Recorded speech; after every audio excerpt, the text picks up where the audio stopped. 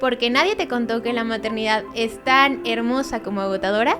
Bienvenidos a tu podcast Maternandeando. El día de hoy tenemos un tema importantísimo. Tenemos un súper invitado que él es Carlos Lara G. Él es analista de comunicación y cultura y nos viene a platicar un tema, mira, importantísimo. Hola Carlos, bienvenido, ¿cómo estás? Muy bien, Eli, encantado de estar aquí. Yo creo que, mira, de las cosas que tienen las redes, creo que nos encontramos. Así, Fue un feliz encuentro por redes, particularmente TikTok, porque estamos, digamos, transitando en el mismo sendero, así ¿no? es.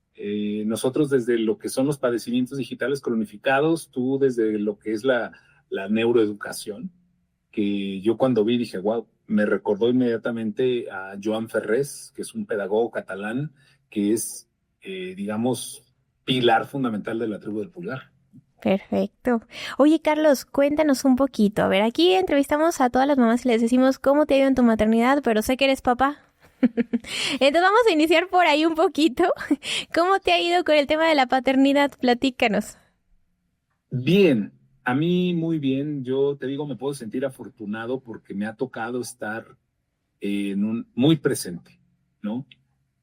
Por el tipo de trabajo que vengo realizando, sobre todo en los últimos años. Yo he trabajado en Secretaría de Cultura, en la Secretaría de Educación, he sido asesor parlamentario, en fin. Y últimamente cuando iniciamos el proyecto de la Tribu del Pulgar, me ha tocado estar ya más en casa e ir, digamos, conciliando sí el trabajo, Ujú. o sea, las conferencias, las asesorías y tal, con el estar también en casa, ¿no? Y esto me ha hecho más presente, más partícipe de las actividades de mis dos hijos. Tengo una de 15 años, va a 16 ya, eh, y uno que va a 14. Y bueno, los dos, cada uno en su desarrollo, Aitana con el canto, con la escuela, con todo esto, pues muy bien. El otro con la tecnología, muy, muy avesado en temas tecnológicos. Muy papá. Y bueno, pues es al mismo tiempo el editor de los videos que subimos a la tribu del pulgar, ¿no? Arnau, que le ha encantado mucho, se ha involucrado muy bien y esto me permite también tener como temas de conversación, ¿no? Claro. Con él sobre eh, el desarrollo de la tecnología y sobre particularmente todos los temas que hay que observar, que ellos a su edad pues no tienen el criterio suficiente, pero uno va también ahí como regulando, ¿no? Cómo les llega ese contenido. Y esto me ha permitido, digamos, estar muy presente, ¿no? Entonces, Así me ha es. ido en general, pues muy bien, no me puedo quejar. Qué gusto. Y justo de ahí vamos a abrir el tema dos adolescentes. Dos Dos adolescentes. adolescentes, sí. Dos screenagers. ¿Nos puedes platicar un poquito ahora sobre tu formación para de ahí ir abriendo el tema tan importante que tenemos el día de hoy, por favor? Sí, bueno, mi forma, mira, yo estudié Ciencias y Técnicas de la Comunicación en la Universidad del Valle de Temajac, en Guadalajara. Ahí mismo después la maestría en Difusión de la Ciencia y la Cultura en el ITESO, que fue donde inició, digamos, la tribu del pulgar. ¿Por qué? Porque ahí eh, tuvimos a un profesor que es como la columna vertebral de la tribu del pulgar, que es Jesús Martín Barbero, uno de los autores más citados en toda América Latina en temas de comunicación, que él nos enseñó en la maestría a analizar la comunicación en clave cultural, ¿no? Y a partir de ahí, bueno, a mí la cabeza me explotó, que si la escuela de Frankfurt, los autores de la escuela de Frankfurt, fue, la verdad, muy enriquecedor. Y una vez terminé, publiqué mi primer libro, publicado 11 libros, pero el primero fue inspirado también por él, ¿no? Digo, el objetivo era sacar la tesis, pero al final dije, bueno, esta tesis se puede convertir en libro. Y el doctorado ya fue en Derecho de la Cultura. Por tanto, esto me ayudó mucho a desdoblar la, digamos, la idea Ujú. naciente de la tribu del pulgar y enfocar el análisis, sí, de la cultura en clave cultural en un aspecto fundamental. Eran 2008, en aquel entonces, cuando surge el iPhone, y entonces comienzas a ver con ese análisis que traes de la maestría y luego ya el doctorado, comienzas a ver dos cosas. los hábitos de consumo y los códigos de conducta. Es donde se centra fundamentalmente la tribu del pulgar. Y hay una entrevista paradigmática ahí que me tocó hacer a Miguel Ríos, el cantante, que acaba de estar, por cierto, aquí en México. Tuve la oportunidad de entrevistarlo en la FIL por aquellos años, y una de las preguntas, teníamos 15 minutos yo escribía en un periódico de ahí de Guadalajara, conseguí la entrevista y nos dijeron, tiene 15 minutos. Pues me dedicó casi la hora. Porque las preguntas que yo le iba haciendo, comencé con una que le dije, oye, la canción Año 2000, que era una canción muy apocalíptica, ¿no? Y me dijo, esa canción inspirada por Alvin Toffler. Y yo dije, wow, sí, la tercera ola de Alvin Toffler, la vi en la maestría y tal. Y comenzamos a conectar de una manera fascinante, y eso me llevó también a desdoblar. Dije, bueno, pues sí, una canción así, y eso me llevó a desdoblar todo lo que yo traía aquí, claro, en este proyecto, que es la tribu del pulgar. Perfecto. Y aparte es que estás divulgando información muy importante que, bueno, aterrizándolo a los papás, tienen que saber, tienen que estar informados, porque ya estamos en un mundo completamente digitalizado. Entonces, justo tenemos que estar cada vez más en constante actualización de la información para prevención, totalmente. Sí, nosotros decimos en la tribu del pulgar que ya no se valen los padres XXL.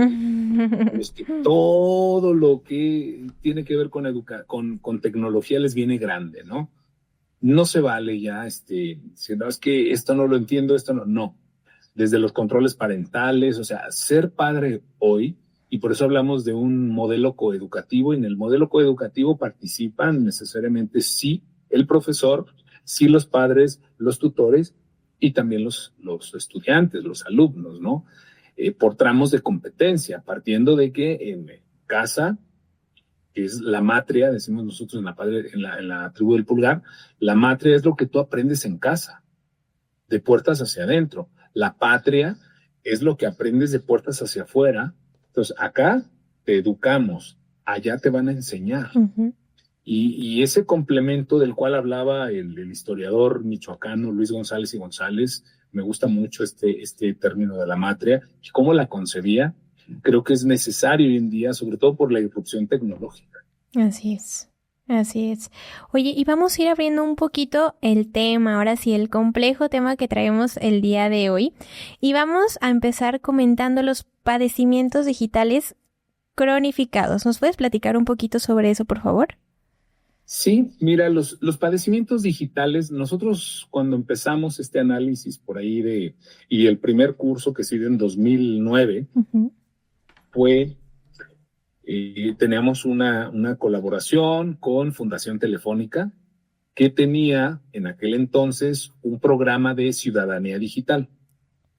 Cuando vieron lo que estábamos haciendo nosotros, nos invitaron a dar algunas charlas y demás para profesores de la Secretaría de Educación Pública. Después yo tuve la oportunidad de trabajar en la Secretaría de Educación Pública. Entonces, claro, vas viendo la necesidad de ir acompañando, debe existir un acompañamiento al desarrollo tecnológico, ¿no? Entonces, era la época de los primeros iPhones y veíamos ya la problemática que era que los gobiernos no atinaban. De repente todo era tecnologizar las aulas, ¿no? Y ha habido programas, bueno, México Conecta, que si los pizarrones electrónicos, y siempre son inversiones millonarias en este tipo de estrategias, y que al final no terminan por aprovecharse al 100%, ¿no? ¿Qué observamos ahí en los padecimientos digitales cronificados? Porque llamamos padecimientos digitales, pero previo a los padecimientos digitales está la categoría de comportamientos digitales. La gente nos decía, oye, quiero el curso de las enfermedades digitales. Dije, no son enfermedades digitales. No somos quienes para diagnosticar enfermedades. Ahí ya entran los médicos y harán lo propio, pero nosotros lo que sí observamos ahí eran hábitos de consumo que repercutían en códigos de conducta. Entonces, esas dos líneas son las que hemos venido analizando, e iniciamos con los comportamientos digitales. La neomanía, por ejemplo, la manía por lo nuevo, que fue, digamos, generando si hacemos el seguimiento de este comportamiento digital, pues detona también en lo que se llamó por mucho tiempo la obsolescencia programada, es decir, la misma industria, llámese textil, llámese tecnológica, la que me digas, programa la vida de los bienes y servicios, ¿no? Y de los productos particularmente. Y si estiras un poco más, el caso que hemos utilizado siempre es el de la basuraleza.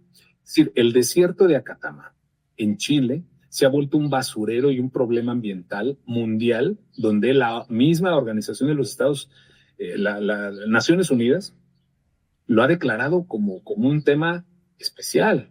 Ropa que no tiene ni siquiera un año de haber sido producida está tirada ahí, con etiquetas, incluso ropa nueva que nunca fue ni siquiera vendida, por el fenómeno del fast fashion.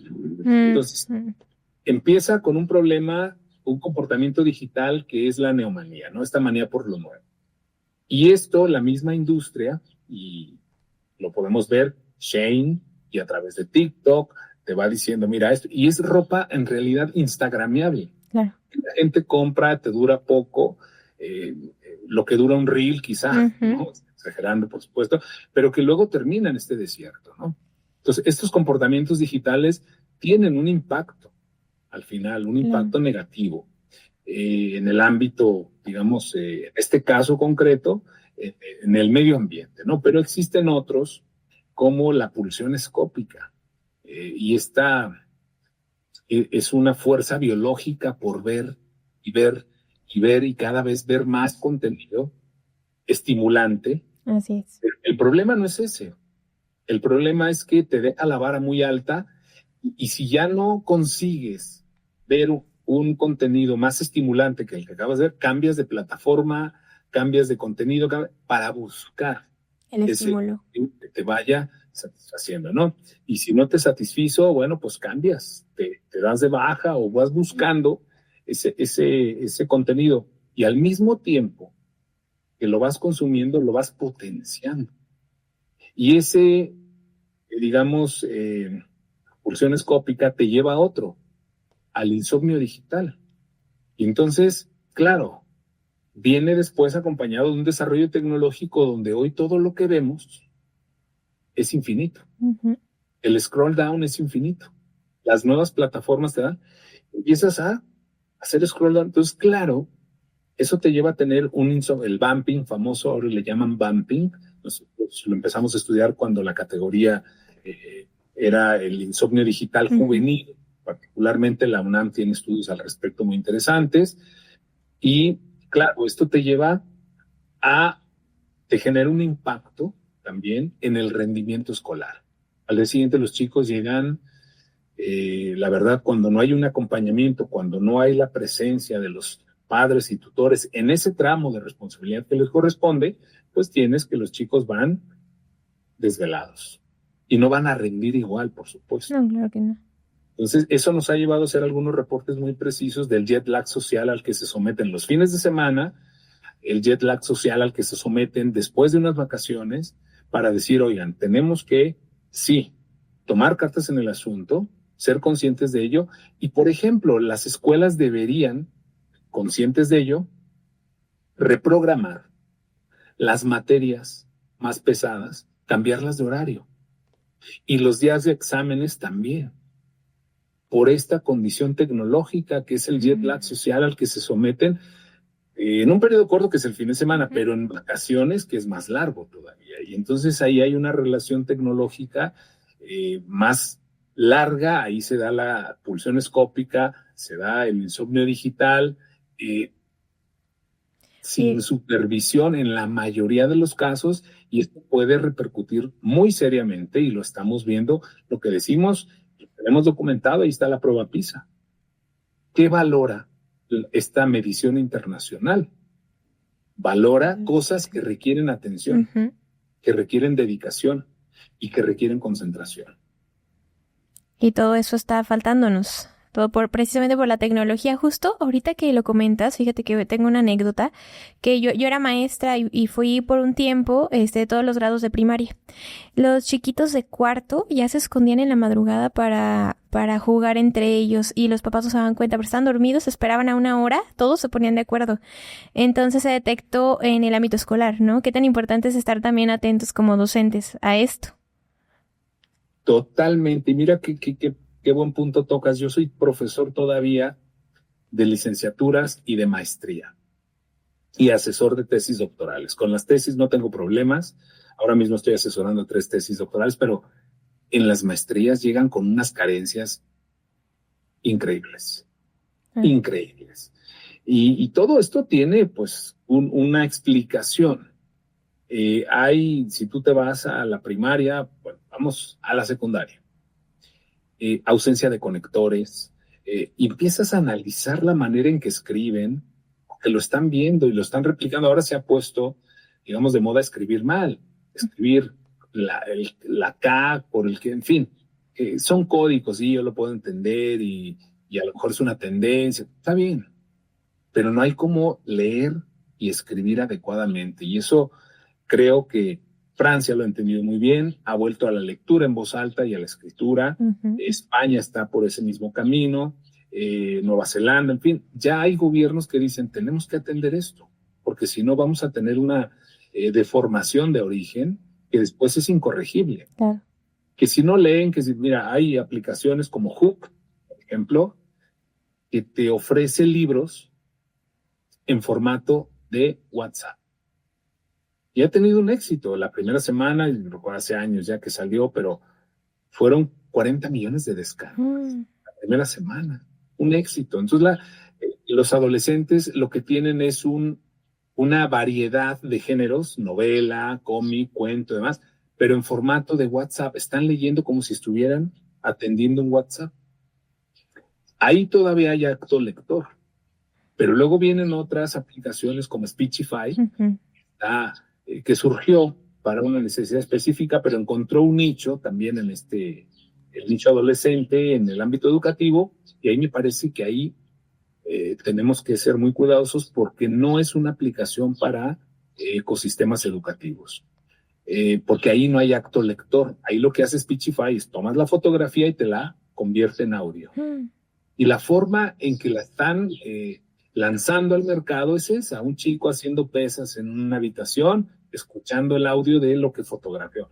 Me parece muy peligroso porque ahí ya no hay un acto lector. Claro. Y la lectura es el álgebra del pensamiento, es lo que te va a ayudar a entender el mundo. ¿sabes? Así es. Si de inicio no tienes esa base, pues vas a tener carencias a lo largo del desarrollo educativo y personal y social. No, la lectura a nivel cerebral, por ejemplo, activa la corteza prefrontal y también la hipófisis, la de la memoria. Entonces es súper importante porque así también vas analizando al mismo tiempo que lo vas leyendo. Ya es muy diferente si solamente lo haces de manera auditiva. Claro, el invento de Larry Tesler, que es el copy-paste, que fue el genio que creó el copy-paste, o cortar y pegar, o copiar y pegar. Él trabajó con Steve Jobs, de hecho.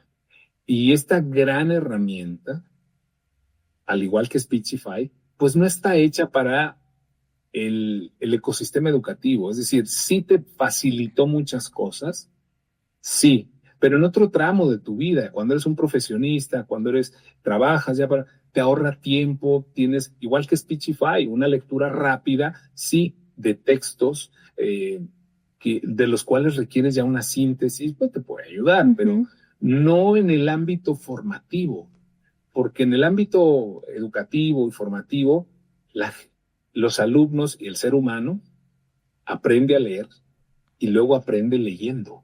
Uh-huh. Con estos atajos, y tú lo sabes mejor que yo, lo que hacen es pues prácticamente alterar ese proceso, ¿no? Totalmente. Entonces, ahí es donde yo les digo, no es lo mismo leer y escribir que cortar y pegar. No, bueno, ahí viene todo lo de la inteligencia artificial ahorita incluida, ¿no? Que ahora ya te hace el trabajo. Nada más pones algunas palabras de lo que necesites y ya te hace tu reporte. Claro, y ese es un problema, yo lo veo con los alumnos de maestría que te entregan unos trabajos, vamos, mucho mejor que hace 2 o 3 años. Sí, y yo les digo, yo lo que voy a calificar es la particularidad, quiero leerlos a ustedes. Quiero el punto de vista de ustedes, no algo que uno se da cuenta enseguida, ¿no? Si está hecho con inteligencia artificial o no, en fin, eso es muy detectable. Pero sí que la inteligencia artificial y como toda la tecnología en general, creo que otra vez, como Speechify decía hace un momento, puede ser una herramienta de apoyo, sí. Pero si ya lo vas a tomar como un atajo, me parece que ahí es donde vamos alterando estos procesos y donde la inteligencia artificial, pues, te puede generar ciertas cosas, pero esos mismos atajos te van malformando, digamos, ya no como estudiante, sino también como profesionista. Claro. ¿No? Yo creo que hay que tener siempre como que una distancia, ¿no? Adecuada. No la condeno, no digo que sea mala, no, es una herramienta y como herramienta hay que incorporarla al día a día, ¿no? Sí, pero regulada. Bueno, yo lo que estoy observando es que si les damos la herramienta, por ejemplo, desde la adolescencia, que todavía no saben, su cerebro no es capaz de tomar buenas decisiones, en lugar de hacer un complemento y poder analizar y poder estructurar algo alguna tarea o poder sumarle a su conocimiento, va a ser todo lo contrario, más bien va a ser atajos como lo decías, y en lugar de hacer sinapsis, que son aprendizajes, lo que van a hacer es totalmente diferente. El cerebro se va a quedar pues con una estructura muy diferente de lo que hace un verdadero aprendizaje. Efectivamente, es decir, yo creo que puedes entender, y yo los alumnos lo entienden, los profesores, ¿verdad? ¿Qué es lo que no se ha entendido? Porque además cuesta, y tú lo sabes. Sí, sí. Los tramos de competencia en la educación. Es decir, ¿qué le toca a la institución educativa, a los profesores? ¿Qué toca a los padres, a los tutores? ¿Qué toca al alumno? Y ahí es donde siempre solemos voltear hacia otro lado y no encargarnos de esa parte que nos toca, ¿no? Si se hiciera de forma coeducativa y cada quien cumpliera su rol, creo que habría mejores resultados. Insisto, la prueba PISA, que es una medición internacional, tiene sus estándares bien, digamos, establecidos y lo que está valorando es de lo que más carecemos, por lo menos en México. Y yo tengo documentados una cantidad de videos en TikTok en horas clase, y yo digo, ¿cómo permiten que en horas clase se hagan este tipo de videos? Y además que son videos virales. Y digo, yo creo que el uso no educativo de los celulares se tiene que regular. Querétaro me parece que es plausible lo que acaba de hacer, y yo creo que eso se debería replicar a nivel nacional. ¿Por qué? No hablamos, los medios siempre, los titulares, si te fijas, hablan de prohíben no se está prohibiendo, se está regulando. La prohibición, claro, es más amarillista, ¿no? ¿Verdad? Entender que es una regulación. Tú puedes acudir al centro educativo con tu celular, pero no lo vas a emplear, ¿sí? ¿Por qué? Tienes una tablet, tienes otros medios y tal. No, lo que no se va a permitir es el uso no educativo, ¿sabes? El uso educativo, por supuesto, pero es ahí donde comienza a operar este sistema, este modelo coeducativo por tramos de competencia, cuya finalidad es enseñarles cuál es la utilidad educativa, cultural y social de estos dispositivos. Así es. ¿Que tiene que intervenir el Estado? Tiene que intervenir. Claro. No a prohibir, a regular. Es que lo prohibido es más tentador, eso definitivo. Entonces, si a un joven le estás diciendo es prohibido, va a buscar la manera de usarlo y para algo que no es educativo. Y sobre todo, ahí entra un círculo vicioso que yo sí quiero tocar. Cuando en casa pasan mucho tiempo en TikTok, Instagram, Facebook, el cerebro genera dopamina a nivel de adicción. Entonces, el regularlo en la escuela es también trabajo de los docentes, el decir, no le voy a dar todavía la droga aquí, sino más bien ellos haciendo esta parte de separar lo educativo, de poder grabar, de poder estar haciendo TikToks virales, pues, lo que van a hacer es ayudar a fortalecer su tolerancia a la frustración, que ahorita nos estamos careciendo bastante de eso. Sí, y yo creo que, mira, nosotros hemos señalado en los cursos, talleres y demás, la necesidad de implementar la regla de los 3 8 de Robert Owen. Robert Owen era un filántropo, era empresario, por supuesto, pero tenía esta parte de filántropo que lo llevó a establecer esto que llaman la regla de los 3 8, ¿no? Y eran 8 horas para trabajar, 8 horas para descansar y 8 horas para el ocio. Y digo, pues si lo aplicas al ámbito educativo es más o menos así. Ahora, vamos sumando las horas que los chicos en clase tienen relación con un dispositivo digital y están navegando por un propósito, o con un propósito educativo. Luego, fuera de clase, en las tareas, que ahora todo es digitalizado, ¿no? Y los trabajos a distancia, ¿no? Y el Apple Distinguish y todos esos programas que favorecen la conexión, más que el estar juntos, es el estar conectados. Y luego en sus ratos de ocio, la manipulación también de dispositivos digitales. Y te vas a dar cuenta que son más las horas que están manipulando dispositivos digitales que las horas que duermen. ¿Cómo no va a haber un impacto negativo en el rendimiento escolar? Por supuesto. Igual que en el ámbito laboral. A ver, uno de los comportamientos digitales, ya no es un comportamiento digital, es un comportamiento digital cronificado, por tanto pasa a ser un padecimiento digital, es decir, una alteración, no una enfermedad, sino un padecimiento, que quiere decir una alteración en el comportamiento, que es del coste de cambio. El coste de cambio es ese tiempo que tardas en recuperar la atención al nivel que la tenías antes de haber sido interrumpido por una alerta, un correo, una llamada, cualquier distractor, ¿no? En el ámbito laboral está por ahí de los 25 minutos. Esto genera un impacto muy fuerte en el rendimiento laboral. Bueno, en el rendimiento escolar es igual. En el ámbito laboral, Reino Unido implementó un excusado, le llamaron excusado incómodo, tiene una inclinación como de 12 centímetros, que es realmente incómodo, porque en el estudio que habían hecho, sí, la mayoría reconocía que iban al baño y pasaban ahí por lo menos 20, 25 minutos. Haz los 20, 25 minutos que se requieren para volver a tener el nivel de concentración que tenías antes de haber sido. Bueno, al final son horas y esto pega en la productividad. Si lo trasladamos al ámbito educativo es lo mismo. El coste de cambio en la educación. Cuando estás trabajando con amigos a distancia, conectados más que amigos, también claro. No es el mismo aprovechamiento. No, y si nos vamos a trastornos depresivos, de ansiedad, todo eso, pues obviamente hay picos elevados por el nivel de falta de conexión con las personas y exceso de conectividad. Que ese es otro gran punto. Es decir, yo creo, y lo hemos analizado a fondo aquí, que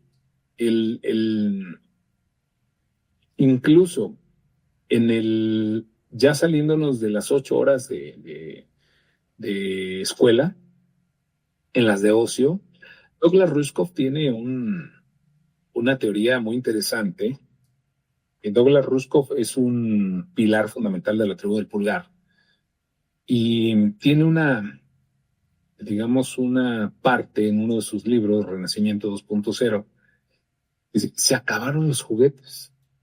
Y me encanta esa reflexión de se acabaron los juguetes. Es decir, ¿qué quiere decir con eso? Bueno, anteriormente, y a mí me tocó en esta generación, íbamos a la casa de nuestro amigo del vecindario porque tenía un juguete que todo el mundo deseaba. Es que a él le trajeron este juguete de, ¿sabes?, Estados Unidos, qué sé yo. Y te llevabas tus juguetes, ¿no? Había un intercambio de juguetes. Entonces vamos a la casa de Juan porque él tiene el cohete de Nueva. Y nos llevamos los juguetes. Entonces había un intercambio de juguetes que eran, digamos, el pretexto para estar juntos. Ujú. No podíamos estar conectados en aquella época, pero estábamos juntos. Entonces los juguetes eran la moneda social que compartíamos con nuestros amigos del barrio, del vecindario, demás. Cuando viene ya en los años 90, llegados al año 2000, comienza la conectividad, y más en la primera década de este siglo, y se acaban los juguetes. ¿Por qué? Porque ahora jugamos, cada uno desde su casa.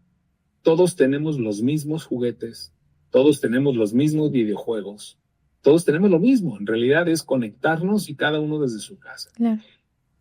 Y luego me entero hace un par de años que Barcel, por ejemplo, contrata 5 ingenieros porque los gamers desde su casa les molestaba el ruido que generaban los totopos a la hora de estar jugando. Y entonces lo que hace Barcel con el apoyo de la inteligencia artificial y 5 ingenieros es eliminar ruido que generan las frituras que están comiendo mientras juegan. Y digo, caray, estos niveles de adaptación a estos hábitos de consumo parecen dignos de analizar, porque van generando nuevos códigos de conducta. Así es. Fíjate que justo hablas de Barcel, los jóvenes niños que están teniendo este acceso y están jugando necesitan generar esos picos de dopamina, por eso buscan consumir papas o refresco o comida no sana. Entonces es otro tema para analizar porque generalmente están, y aparte de que no hay control, ¿no? Cada vez quieren más. No hay control, y es como la pulsión escópica, otro tipo de pulsión, ¿sí? Entonces esto te lleva, pues, a alterar la comida, claro, los horarios, el tipo de comer, en fin.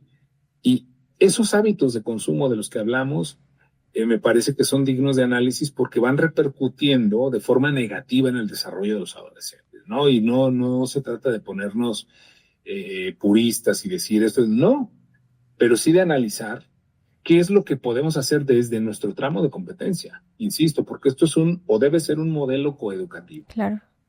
Oye, Carlos, ¿y sabes qué? También he observado que el acoso escolar a los niños que no tienen tanto acceso a estos juegos se ha incrementado. Sí, porque quedas fuera un juego, un videojuego, un grupo de WhatsApp, puede ser una moneda social. Así ¿sí? es. Y una moneda social, en términos de Douglas Rushkoff, es algo que te da de qué hablar. Es algo que te da, que tienes en común con los demás y se detona eso que tienes en común con los demás, ¿no?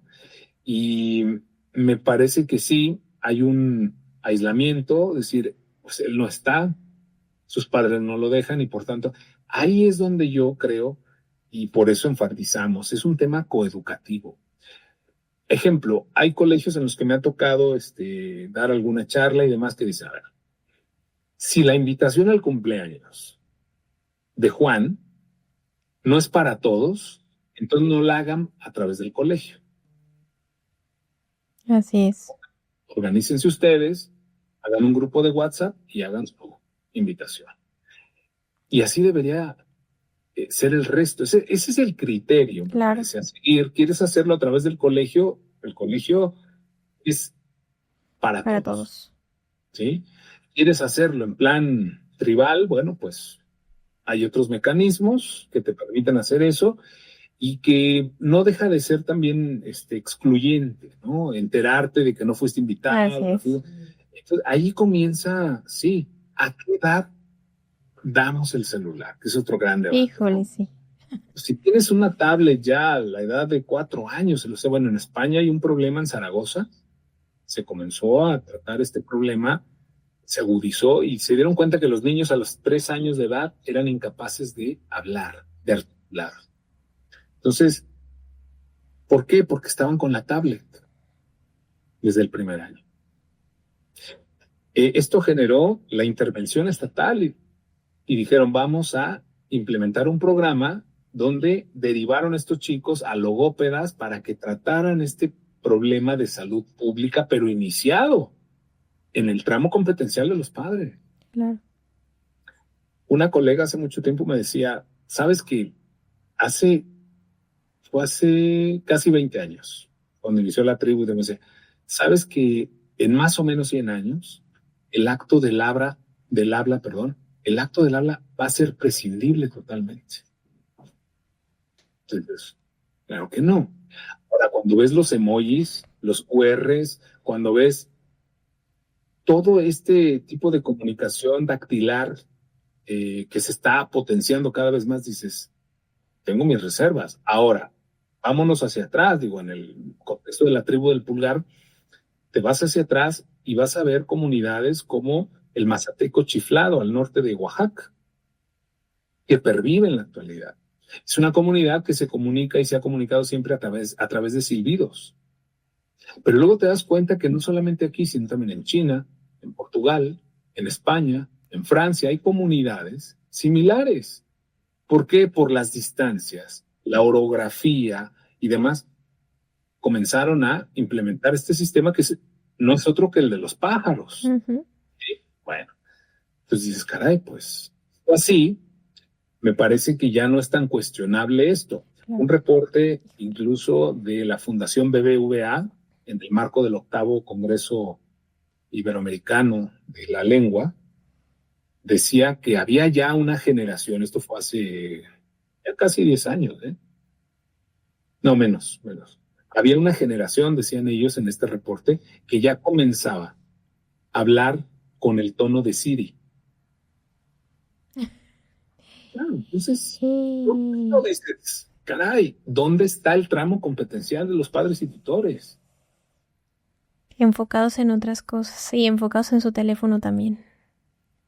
Es que totalmente a los padres también ha impactado de manera directa, y eso que algunos no nacimos con el teléfono todavía, pero lo que yo he observado es que los padres más jóvenes pues ahorita están totalmente más en la pantalla. Justo lo que hablábamos hace ratito, ¿no? De los eventos de los niños, en lugar de estar disfrutando, observando, buscando mirada a tu hijo, ¿no? Que le va a ayudar a su autoestima y seguridad, estamos más bien en la pantalla. Entonces vemos todo el evento a través de una pantalla por quererlo mantener y no disfrutamos el momento. Y justo eso se nos puede perder, se nos puede estar pasando día tras día. Es que se pierde. Yo te voy a decir, a eso nosotros en la tribu le llamamos la tercerización. La tercerización de las experiencias, la tercerización de la vida. A partir de lo que es la selfitis o el estado de selfimismamiento, mejor dicho, donde nos hemos dado cuenta que con una selfie ya podemos prescindir del prójimo. Ya no necesitamos a nadie para inmortalizarnos ni para instagramearnos. Nosotros mismos lo podemos hacer. Entonces, el hecho de tercerizar las experiencias de lo que me voy a comer, en dónde estoy, cómo le quitas esa vivencia natural, ¿no? O ir a un concierto. Yo lo vi ahora que mi hija fue al de Lady Gaga, que ha sido una gran experiencia. Ella es fan de Lady Gaga y ella canta y toca el piano y es como un rol de influencia importante. Y fue muy interesante ver. Yo la acompañé a ella hace ya varios años, 2 o 3 ya, a ver a Lady Gaga, pero en Las Vegas. Era otro todo. Pero aquí, que estuvo en Ciudad de México, en el autódromo, le tocó a mi esposa. Y entonces, claro, tuvieron un lugar ahí bastante bueno. Uh-huh. Y se acercó tanto que la vio y hicieron así, se me tocó el dedo, bueno. Pero la vio en su justa dimensión.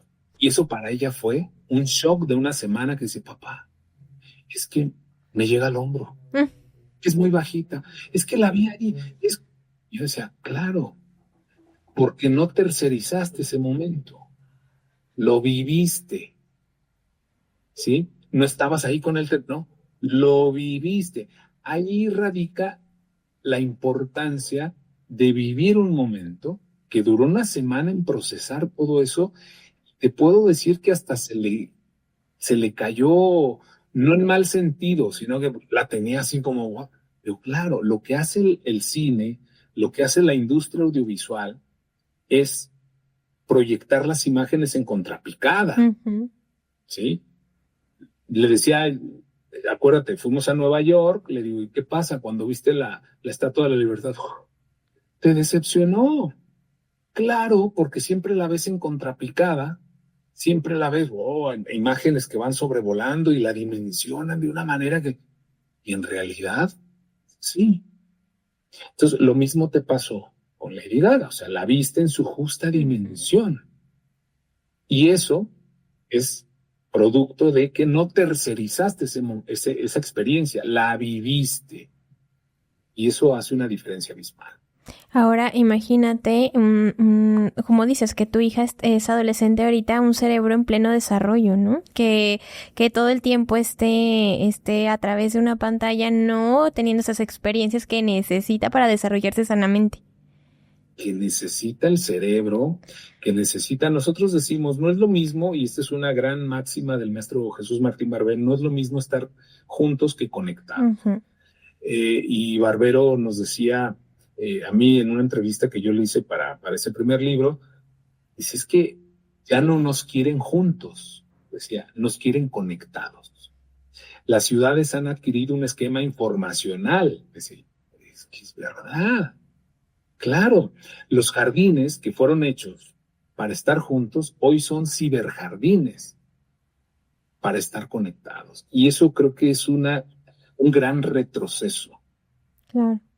No solamente perdemos el espacio público, sino la posibilidad de hablar con el prójimo. Estamos ante la muerte del prójimo ya. Ponerte unos cascos, unos audífonos, cuando estás en un espacio público ya es desaparecer al prójimo. No me molesta. Ese grado de individualidad me parece alarmante, porque creo que lo que necesitamos en todo caso es fortalecer los lazos que te dan comunidad. Así es. ¿Sí? El entorno, el contexto y la comunidad. Carlos, ¿ustedes platicaron un poquito los factores de riesgo en la adolescencia que se están observando hoy en día a través de toda esta hiperconectividad? Sí. Desde la aparición de este tipo de comportamientos digitales como puede ser la neumonía, la pulsión escópica, el insomnio digital, con esos tres en la adolescencia y apuntando hacia el último que podría ser la demencia digital. Manfred Spitzer es un neurólogo alemán, espero mencionar bien su nombre, tiene un libro que tiene ese título, Demencia Digital, y en él muestra cómo hace un análisis entre un violinista, un ciudadano normal y un taxista de Londres, porque para obtener la licencia en Londres de taxista, no es como aquí que te lo dan en la comercial mexicana, ¿no? Ahí vas y haces un examen riguroso y tienes que saber casi el guía roji, ¿no? Calles, cuáles sí son de un lado para otro, en fin, es muy riguroso. Y él lo que hace es someter a estudio a un taxista en Londres, pero previo al examen. A un violinista previo a un concierto, por lo que más recuerdo, y un ciudadano normal. Y muestra que los cerebros de estas tres personas tienen una forma distinta.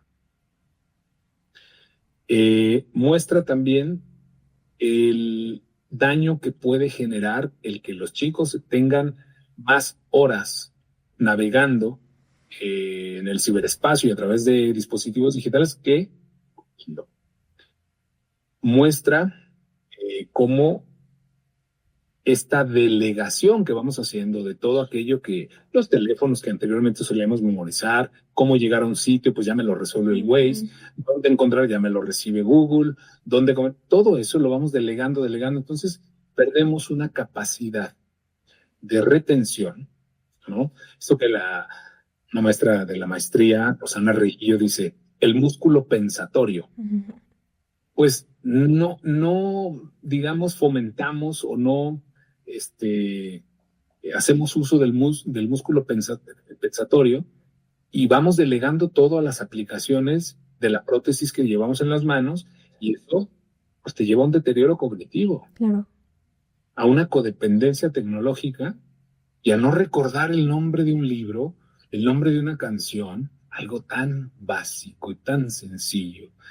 Y me parece que es parte de esta aceleración del tiempo que estamos viviendo y esta reducción del espacio que caracterizan la transmodernidad.